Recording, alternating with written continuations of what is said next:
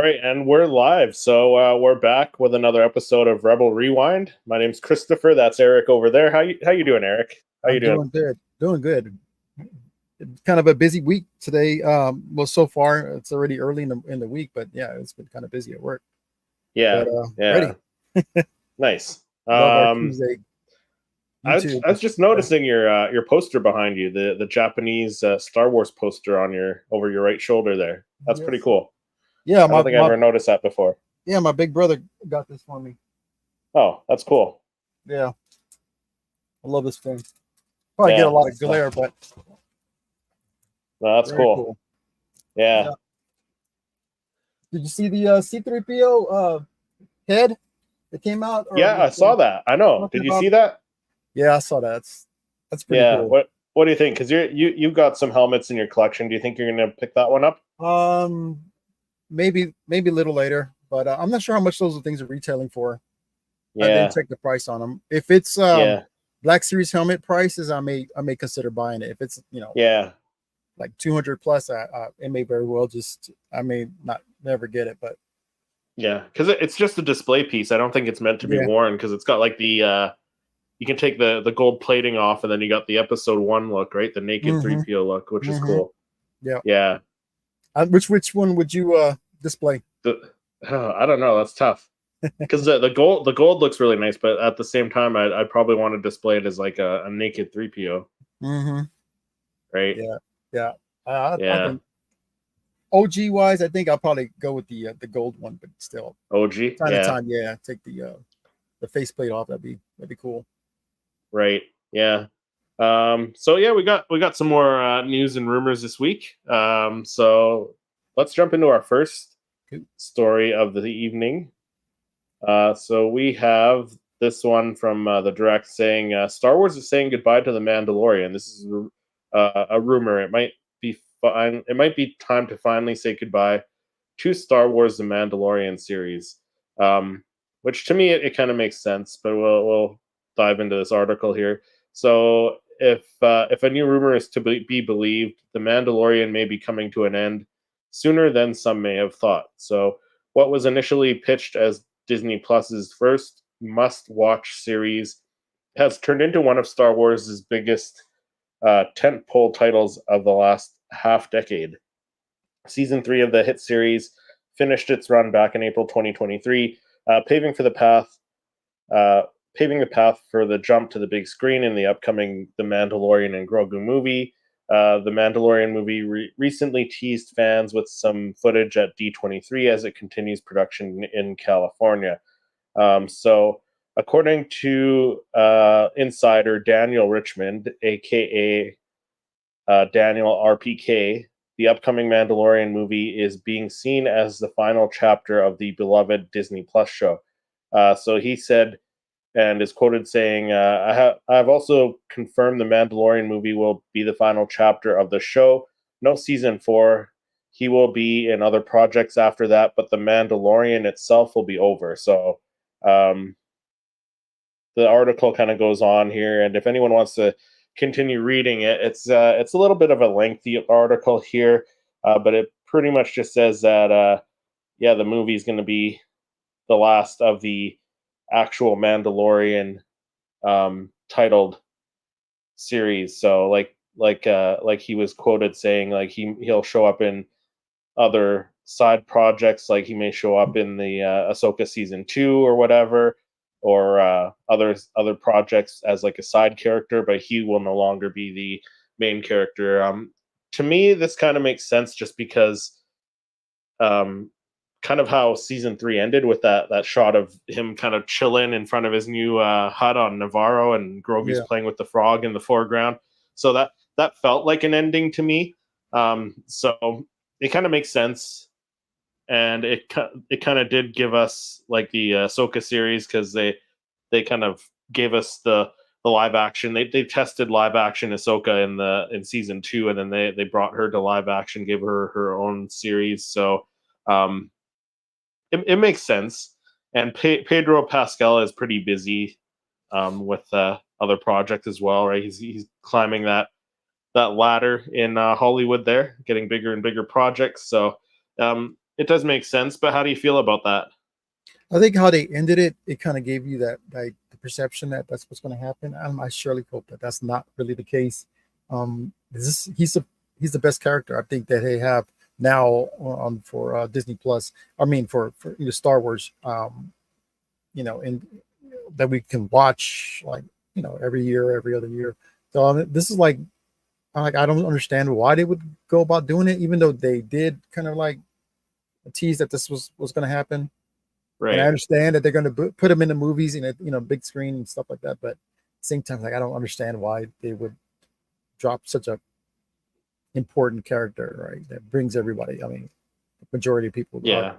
are in love with the Yeah. Mandalorian show. So I don't get I it. mean, how much further could they go with the Mandalorian story? Like they could do like another series just titled like Mandalore or something, or something that's related to Mandalorians in general and not following Din Djarin, right? Because after the third season, it kind of looked like they were setting stuff up for to get more history and into what happened on Mandalore and Bo-Katan and stuff. It kind of was shaping up to be like the Bo-Katan series almost. So, I mean, what what kind of things do you think we could get But I'd love to from see the him. the ending of the No, I mean, I'd love to Mandalorian? see him um, other travel and explore other planets and stuff like that.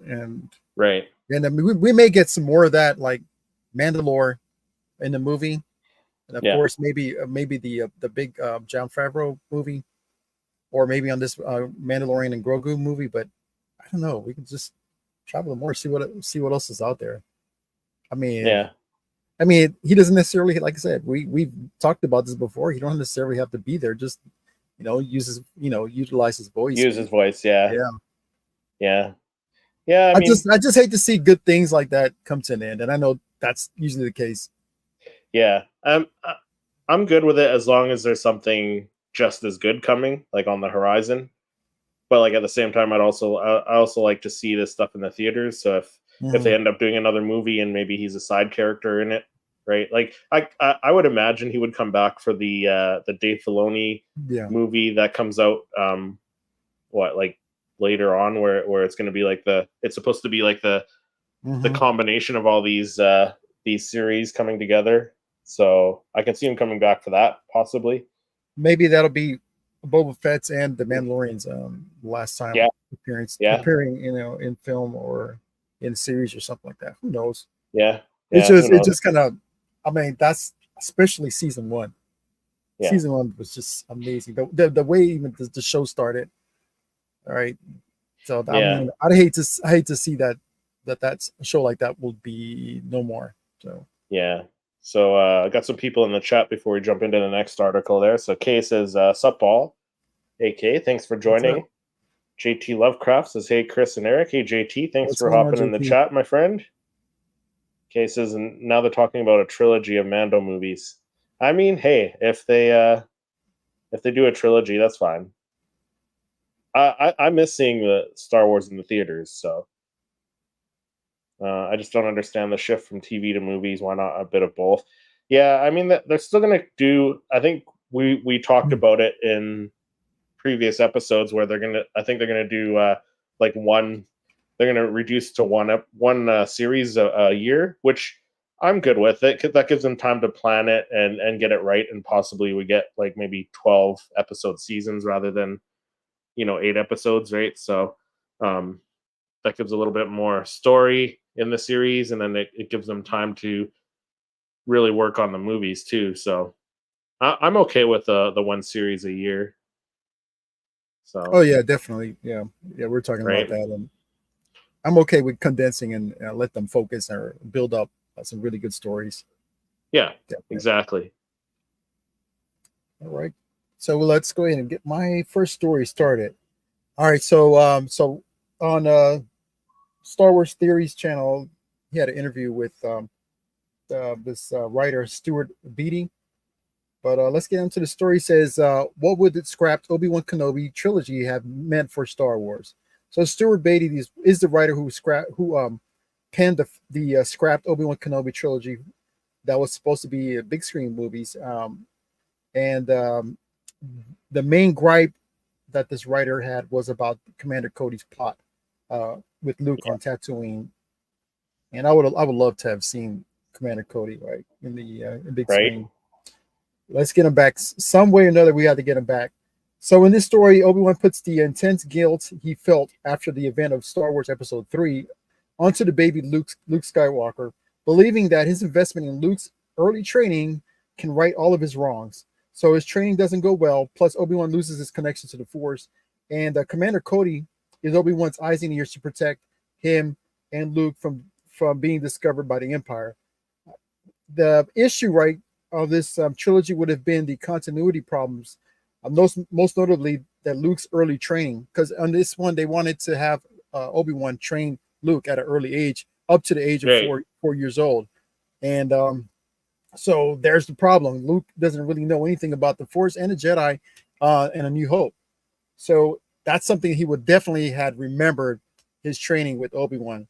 So Yeah. basically, I mean, I like where he was going with this, and it all sounds amazing, especially the fight scene with Obi-Wan and Vader. Yeah. And so if you watch the full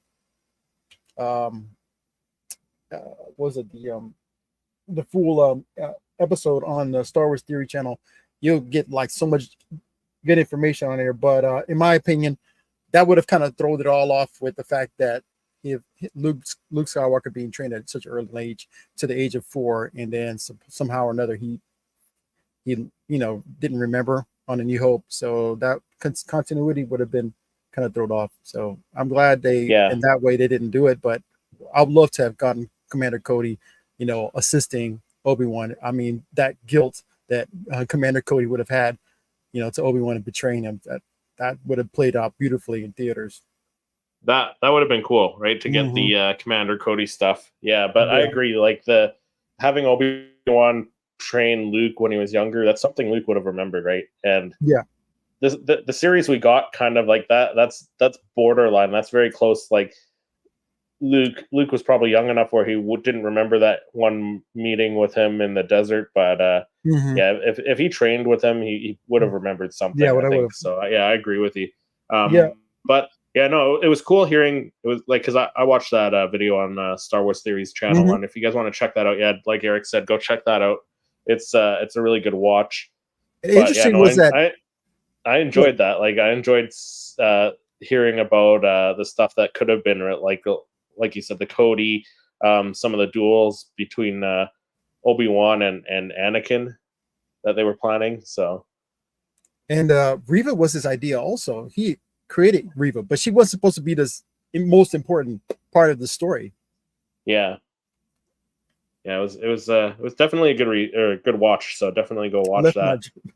I was like, my jaw dropped open to some of the parts I was on that. Yeah, it was and really good. And you did a reaction video on your channel as well to that. Yeah, so. I did.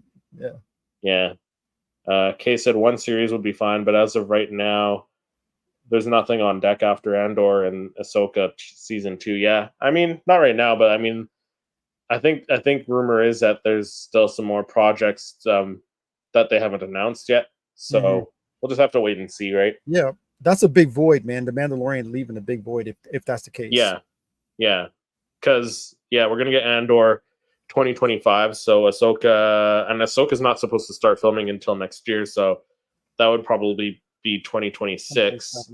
Oh, 26. Right. So yeah, probably, right? So and then that's 2 years they have to figure out what they want to do for 2027 Disney Plus release, right? So yeah, but I'm all for it. If they're gonna take the time and get things right, and like I said, if we get like maybe a 12 episode series like Andor rather than everything else, it's been like 8 or 7 episodes. I think the Kenobi series was only 7, wasn't it? Kenobi I don't series, think it was a full 8. Yeah, it was a very short season. Yeah, so give us 12 episodes, squeeze in a little bit more story in there, right? So yeah. But jumping into the next article, so this one from Comic Book Movie, and I think we've discussed little rumors about this, but apparently Cal Kestis live action debut is rumored. So will the Mandalorian and Grogu return after the upcoming movie as well? This talks about, but regarding the Cal Kestis rumor, so the massively popularity of the Star Wars Jedi video games, so Fallen Order and Survivor, has led to the mounting speculation that the Force-wielding protagonist Cal Kestis might one day make the jump to the big screen or small screen. And we're now hearing that plans are in place for the character to appear in live action, which is very cool. So these details are very sparse, but they're from a reliable insider, again, Daniel Richman, who was the person bringing us the info on the Mandalorian storyline ending after the movie. So Cal Kestis is coming to live action on Disney Plus, is what he's quoted saying. So whether this means a project focusing on Cal Kestis is in development or the character will appear in another upcoming series, it's not clear. But with the game set between the events of Revenge of the Sith and A New Hope, Cal showing up in season 2 of Ahsoka, which takes place after Return of the Jedi, seems unlikely, as does an appearance in Skeleton Crew. So we have no idea if Cameron Monaghan would reprise the role. I would think, like personally, I would think that he would. But yeah, I guess there's not really any other news other than that they're planning on bringing him to live action. So that's I'm all for that. I don't agree with what he said, where he said that him showing up in Ahsoka season 2 or Skeleton Crew is unlikely, because he would still be alive during this point, right? Yeah. So he would be a bit older. Like I think he's a little bit younger than Ahsoka in if I'm not mistaken. So he could show up there, but he could show up in maybe Andor season 2 possibly. I personally, I think he'd show up in like another series. They might like bring him in for an episode similar to what they did with Ahsoka and brought her in for an episode of The Mandalorian, just to kind of test the waters, see how fans relate to him on the live action, right? So they might do something like that, or maybe they do bring him in the Ahsoka series or something, and have him pop up there for an episode. But I like the idea of him coming to live action. What are your thoughts on this one? Do you want him to show up? Yeah, and how do you want him to show up? No, me too. Yeah, definitely, man. If they can bring him in, they could drop him in on the Ahsoka series, just make him a little bit older, and then bring him back to younger self, and maybe on another show or something like that. Yeah. But he's such a great actor, man. I enjoyed him as Jerome. Yeah, Cameron Monaghan. Yeah, and as a Joker. Yeah, as a Joker. Yeah, it's a Joker character. Yeah, Jerome, man. This guy's very talented. I'd love to see him. I mean, he's there. I mean, I'm sure he's willing to jump into the Star Wars live action. Personally, I like to see him get in. If he could fit him in any show. So he's been around, so he'll definitely fit him in. Okay, Kenobi was 6 episodes. 6. Yeah, so it was short. Short, very short. Right? Oh my God, he was Jerome. Yeah. He was in Gotham. It was what that show was. There was heavily talented, and he'll bring people to watch him, either show or a movie. So that should be interesting, seeing him in live action. I'm not sure if they would bring him into the Skeleton Crew though. Yeah, I don't know if that makes sense. Just the whole plot, like, of the kids kind of trying to get back to their planet, but yeah, maybe a season 2 of Ahsoka, like we were saying, and then like you said, and then if fans like that, maybe give him his own series that takes place maybe before A New Hope, where see what he's kind of doing. Like, does he join the rebellion early? Does he end up meeting other people like Luke Skywalker at some point? Like, he's a big draw, man. I think if they eventually get away with the Mandalorian, then he can bring him in. He'll bring people to watch this series. Yeah, I agree. Yep. Okay, so my second story for this evening. Wants Star Wars to bring Mara Jade into canon. So does Timothy Zahn. The new canon has gone in its own direction to borrow elements from legends. For example, Star Wars Rebels introduced a canon version of Grand Admiral Thrawn, but this opens the door for other Legends characters to return. Timothy Zahn was asked during a Q&A panel which Legends character we love to see in the canon, and obviously he says Mary Jane. He keeps on nudging Lucasfilm, asking him if he could write a story. The answer comes back the same between no and heck no. Judging from Zahn's response, Lucasfilm seems adamant about introducing a canon version of Mara Jade, and it's a shame because she's one of the more popular Legends character. And that kind of like gives you have some time, right? Like they obviously can write that, and that would be like maybe one of the reasons why he kind of Luke Skywalker went off and kind of disappeared for when he does until he shows up later in the sequels. Yeah, so they can write it's that possible. They could write that in some story that takes place in the Mandalorian era of stuff, right? And maybe she's died at the point of the sequels, right? And maybe that's part of the reason why Luke's hiding out on Ahch-To, right? So, I mean, I'd be down for it. Kay says George Lucas would not want Mara Jade in canon. LOL. Yeah, I mean that's true. I don't think he particularly liked that character, but I almost feel like Shin Hati is meant to be. Some of her characteristics are based off of the Mara Jade character, especially if she turns to the light side. Like, because I saw a lot of people comparing her to Mara Jade and Ezra to like Luke Skywalker. So like the two of them could end up being together, and maybe Shin turns to the light side because of Ezra. Like they could be pulling like certain storylines without bringing the character into canon. But who knows? We'll see. I'd be down either way if they made some story where she did meet Luke Skywalker at some point, and like I said, like as long as it would make sense if she's dead by the time the sequels roll around, because then that would also add to, like you said, Luke's reasoning for hiding out. The failure of his temple. Maybe she was even there that night and she got killed at the temple, right? So not right.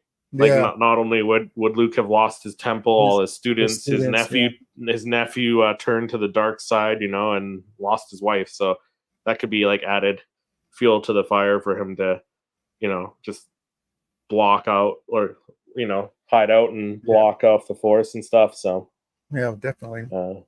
Yeah, like Kay said that like just before I mentioned it too. Yeah, maybe Ben killed her at the temple. Yeah, you never know, right? I'd be all for it. Yeah, I'm for it. Yeah. So next up, I have a story about Daisy Ridley and the Rey movie. So, according to StarWarsNewsNet.com, Daisy Ridley felt her Star Wars return is a story worth telling. So when asked about the forthcoming Star Wars project set 15 years after the events of the sequel trilogy, Daisy Ridley has stated that she believes that now is the right time for her to make a return to the franchise that turned her into a household name. Talking to the French film publication Premiere, Daisy Ridley explained that she was initially pitched a concept for the story instead of a full treatment being written at the time she initially entered talks for returning to make another Star Wars movie. She quickly agreed to make the movie, which she believes to be a story worth telling. So she's quoted as saying, "They simply asked if I wanted to do it, and based on the idea without a script being written yet. But if I hadn't been convinced by the concept, the movie wouldn't have been made. I took a day to think about it, and I told myself that I had great times making those films. This new adventure seemed fun to me, so why say no? So my thoughts on the subject are quite simple. If I don't think the story was worth telling, I wouldn't have come back." So That's what Daisy said. Uh, she also goes on to say, two people told me the same week that they'd love to know what Ray is up to now. I had no idea there was such interest. People really love Ray. I think this movie will be exciting and will move the franchise forward in an interesting way. And I kind of agree with that, like, because I'm excited to see where she is. 15 years down the road, she could have her new Jedi Academy starting to be set up. Um, like I think we've discussed this a couple of times on the show. Maybe Grogu's one of her Padawans. Like maybe she's training Grogu, and Grogu's a little bit older now. Maybe Cal Kestis shows up because he might be alive still. Ahsoka could be still alive at this point. Which I don't know. I kind of hope Ahsoka's not alive at this point, just because we hear her voice at the end of Rise of Skywalker. But like Cal Kestis could be alive.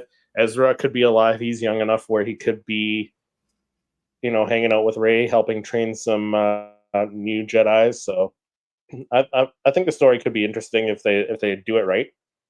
What are your thoughts on it? I think we had talked about this. I always thought about maybe if they were to do this in a maybe in a series, but she's a great, seems like a very genuine type of person. Daisy Ridley. Very very positive too. Yeah, I watched Young Woman and the Sea with my niece, and it was a really fascinating story, a real life story of a character of this person. But yeah, I'd like to see her do something, but I'm not sure if that's going to bring people back into the theaters to watch.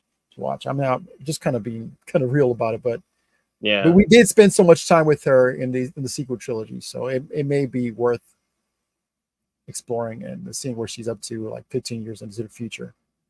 But, in case that I would love to see if they give Finn a chance to shine. Yeah, exactly, because he could even be starting to train as a Jedi, which I know these aren't canon. Like, kind of getting sidetracked here. Like the holiday, I think it was the holiday Lego one where you see Train wanting to train as a Jedi.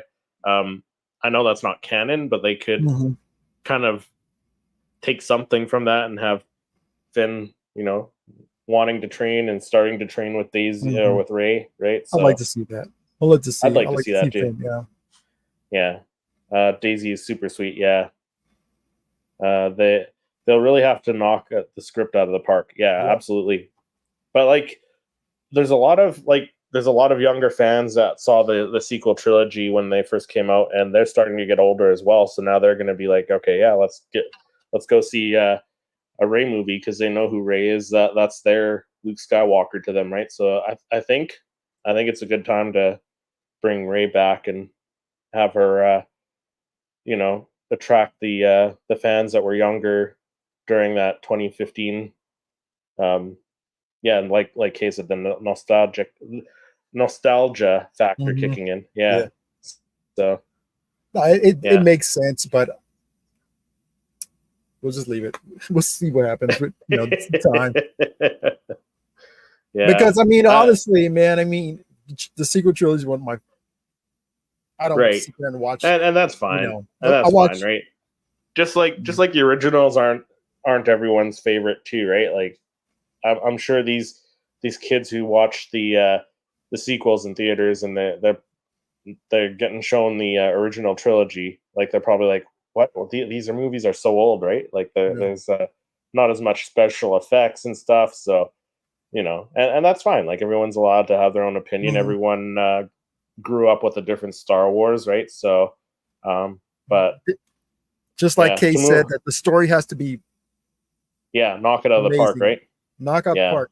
At the same time, need to bring a new bad villain, big bad villain, and kind of like sneak it out there in theaters, like, okay, or not in theaters, but like some let some images of this new character come out. Maybe it'll intrigue people to start wanting to watch it, and see what this character's all about, because we know what Rey's capable of. But kind of interesting to see what now that she'd be capable of as a master. So yeah, right. Should be interesting. All right, so third story for this evening. All right, it'll never get truly. It was never really truly meant to be a kids show. So Star Wars fans debate whether the Clone Wars becoming too violent and the real reason Disney canceled the series. Clone Wars animated series wanted to dive deeper into the true horrors of war, which could have made they wanted to a deeper dive into the horrors of war, which would have made it more violent. Fans discussed the untimely cancellation of the Clone Wars, which reportedly still has plenty of stories to tell. However, the series' ever-growing violence became a concern for the network. According to Boba Fett voice actor Daniel Logan, the series was canceled because the new leadership did not agree with the creative direction. At a fan convention, Logan argued that Disney felt that the series was becoming too graphic and violent for an animated show. After the cancellation, several episodes and story arcs were left unfinished. Dark Disciple novel was based off an unfinished arc. Count Dooku committed a genocide on planet Marani and the canceled Boba Fett episode where Cad Bane burns Tusken Raiders are examples of such violence. George Lucas had originally envisioned the Star Wars franchise as a take on the Vietnam War era. Therefore, it's only natural for the Clone Wars to explore the true horrors of war, which makes more sense if they were to continue or pick this back up to get deeper into it, because that's what basically his vision was, to tell the horrors of war, and that's what we could see on Clone Wars. But there's other episodes that haven't been told, and I love to see them do it. And I know they utilize it for the movie. I mean the book. I got the book right here, Dark Disciple. But there's other stories that could be told, and hey, I'm down for seeing some more animation. Yeah, and Daniel Logan's. I know Daniel Logan would, he would come back at the drop of a pin, if they asked him. Yeah. So, yeah, no, I don't think it was ever like too violent, in my opinion. I didn't see it as violent. There's no like really graphic scenes. Like they went a little dark, but like not too graphic. So like it's still fine to show your kids, I think. Yeah, definitely. Yeah, I mean, Star Wars was like you mentioned, like George took inspiration from real life stuff like the Vietnam War and stuff like that, and Star Wars always had influence from events like that, even like Kurosawa and stuff like that, which was like some of that stuff was pretty violent as well, right? So it did have influence from stuff that was violent, but we got some of that from was Rebels. We got that from Rebels also with Ezra, with the ATST, using the Force for the stormtroopers attack one another, which was pretty cool. Yeah, I don't think it was too violent in my opinion, but what would you think if they did like another animated Clone Wars movie? Oh man, I'd love to see that. Love to see it. And then it's just building on episode 7. The graphics and oh man. Because like the first one was kind of a flop, I think. The first animated Clone Wars movie that came out back don't even remember when that came. Clone Wars? Yeah, if they did it now, if they did another Clone Wars movie, I think it could do pretty well. Give us a movie with some of these storylines. Yeah, it could be interesting to see. Yeah, some of these unfinished story arcs would be cool. Yeah, I think so. So next up, we got a story about some Star Wars games, specifically Star Wars Outlaws. So the Star Wars Outlaws reception pushes Ubisoft to update the game. Next Assassin's Creed delayed as a reaction.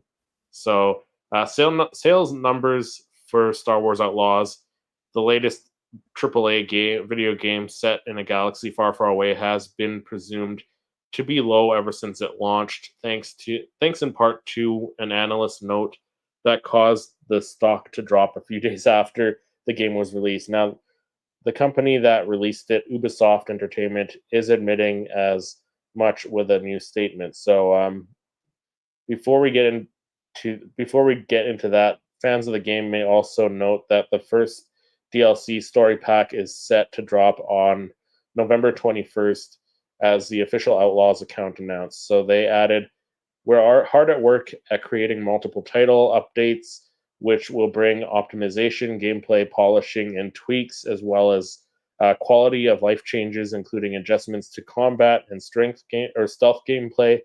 Besides that, Ubisoft announced today that they are delaying Assassin's Creed Shadows until February 2025. It was set to come out on November 15th, which is just before they're now releasing the DLC stuff for Outlaws. So in light of a low profit quarter, so they said they want more time to polish the game after the feedback they received from Outlaws release. They have also announced that they are scrapping plans to do a season pass. One of the biggest critics that Outlaws received, or one of the biggest critiques that Outlaws received, was listening to players' feedback as an illustration of our player-centric approach. The following important decisions have relative to Assassin's Creed Shadows have been taken. Assassin's Creed Shadows will now be released on the 14th of February 2025. While the game is feature complete, the learnings from the Star Wars Outlaws release led us to provide additional time to further polish that title. This will enable the biggest entry into the franchise to fully deliver on its own ambition, notably by fulfilling the promise of our dual protagonist adventure with Neo and Yasuk, bringing two different gameplay styles. So, yeah, I haven't played it yet. Have you played it? Oh, I haven't played it yet. No, I don't Yeah, have me yet. either. Yeah, so like I'd like to check it out. I do need to get a PlayStation 5 first. But hey, it sounds like Ubisoft is kind of listening to fans, and they're gonna make the tweaks and stuff for gameplay and stuff to be smoother and possibly make the story a little bit better. It sounds like so. I mean, it's good that they're doing that. I guess it does suck for people waiting on Assassin's Creed, but I mean, it's good that they're going to put the energy into perfecting one title at a time, kind of thing, right? So, what are your thoughts on it? I've heard nothing but, like, I mean, there's some gripes about the games, but they said some really good things about the transition, like from Earth and or like from a planet and you're going into space, and there's no buffer between that, which is pretty cool. And also Andrea from Padawan Chronicles, we actually, like, she goes online and plays Sabak, which is pretty cool because she gets, like, other people who want to play, and it kind of goes through and say which one you want to go with, which card. But that's an interesting concept. I like the idea that there's a actual card game inside the game, which is pretty cool. You can gamble and stuff like that. It's interesting, and I kind of want to. I'm interested in maybe playing it. I'll check it out and see if I enjoy it, and then maybe if I really enjoy it, I'll get that PlayStation 5. Not just for the game, but there's other games I like to check out also. Yeah, so I still haven't played. I haven't played the Jedi Fallen Order or Jedi Survivor yet. So if I get a PlayStation 5, I'll maybe pick up those and try playing those as well. Yeah, right. Because you always had the better graphics on PlayStation 5. So yeah, upgrade to the next. I'm eventually going to get to the next game system upgrade. Yeah. Yep. All right, so down to my last story. All right, so Tamora Morrison was not the problem with Boba Fett. One of the worst examples of using nostalgia in place of anything worthwhile was the Book of Boba Fett. The show broke the goodwill Disney built with The Mandalorian, but the only person free from blame is Tamora Morrison. Though celebrity performers are usually the box office draw, the directors, writers, and tons of other artists are the ones who run the operation. Morrison has been with the franchise. Okay, and I think I'm read that wrong. Morrison has been all over the franchise. He's been in several video games, but he left for a few years after late 2000s. Anyone could explain many problems of the Book of Boba Fett, but Morrison's quiet, nuanced, and long-established performance would make the list. Only Disney could see a long history of issues with their corporate policies and immediately blame the face of the poster. No one knows whether fans will see Morrison in his Mandalorian armor again, but there's no reason to leave him out of future projects. And I'm 100% agreeing on this story. He did a good job as Boba Fett, and he always knocks it out the park. Yeah. And there were some things that are kind of like, a little cheesy, but that's part of what they did for writing the character. Yeah. I didn't agree with everything that they did with the Book of Boba Fett. Like, him being trained by the Tuskens was cool, and I don't think any of the reasons why people dislike the show is because of Tamora Morrison. Like, he did a great job as Boba Fett. It just would have been nicer to see him be more of a badass, I guess. Yeah. Yep. Right? Kay said Tem is awesome. Yep. All the cheesy stuff came from Robert Rodriguez. Yeah. Right. So I like to see the Boba Fett where he's mowing down the biker gang. That was yeah, and that's the thing. That's the thing. Like, I said it about the Acolyte, I think, in one of our previous episodes, and same with the Book of Boba Fett. They might not have had the strongest first season, depending on whether you liked it or not. Like, they might not have had the strongest first season, but given a second season, we might have seen them both have a better second season. Like, the Acolyte could have given us more stories with Plagueis and stuff like that, but Book of Boba Fett could have shown Boba Fett now that he's in charge of pretty much all of Tatooine, right? Or at least Mos Espa. Anyways, maybe he goes off and starts trying to find the guy who killed his father, right? Hunting down Mace Windu and seeing if he's alive or something. Or maybe he hears something and he goes off and decides to, try and find him, right? Yep. So motivation, right? So we could have seen that in the season 2 if they decided to do a season 2. But who knows? Yeah, Book of Boba Fett 2 was my favorite. I loved Robert Rodriguez's Boba Fett episode in Mando, so I'm not sure why they went with Spy Kids tone after Book of Boba. Yeah, right. The Vespa clan. Yeah, that was terrible. Yeah, I think that's one of the worst parts of it. I mean, that's just me though. Yeah, because like it didn't even fit in the galaxy. I was like, their bikes were all pristine, clean. Not a speck of dust on them. Like, maybe you would see that on Coruscant, right? But like, I don't think you would see those bikes on Tatooine, right? You'd see, bunch of rebellious kids on Vespas. That's more Coruscant than Tatooine. Yeah, no, but I mean, like, I still enjoyed it. Like, I don't hate any of the Star Wars content we've gotten. Book of Boba Fett would be my least favorite of the series that we've gotten. No offense, Eric. I know you're a huge Boba Fett fan. It was just a writing, man. Eric's like, we're at war, man. We're at war now. Tamora's awesome. Yeah, using a pricey water to keep their bikes clean. Right. Yeah. Yeah. I mean, I still enjoyed it for what it was. Yeah, I did too. Yeah. There's some parts, like you said, but for the most part, I enjoyed the show. Yeah, absolutely. I thought it was great. I would love to see Tem come back. I know I saw him at the panel, the panel at Edmonton Expo. I guess it was last weekend now. Almost 2 weeks now. And he seemed like he wants to come back for future projects. Like, yeah, if they brought him back to play other clone troopers, that'd be awesome, right? Because he played Rex in Ahsoka, right? So maybe he'll show up in that. I don't think we're done with Tem in Star Wars. I think he'll pop up somewhere. I'd like to see Miss Cody back again. Yeah, right. That's Cody. Hey, if we get a season 2 of the Kenobi series, There we Yeah, go. yeah, yeah. That'd be cool. I would love that. Mhm. But I think that does it for this episode of Rebel Rewind.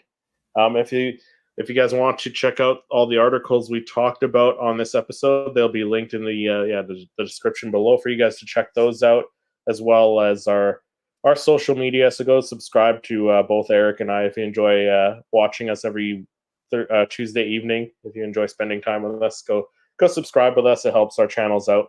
But yeah, that'll do it for this episode. We'll see everyone next week.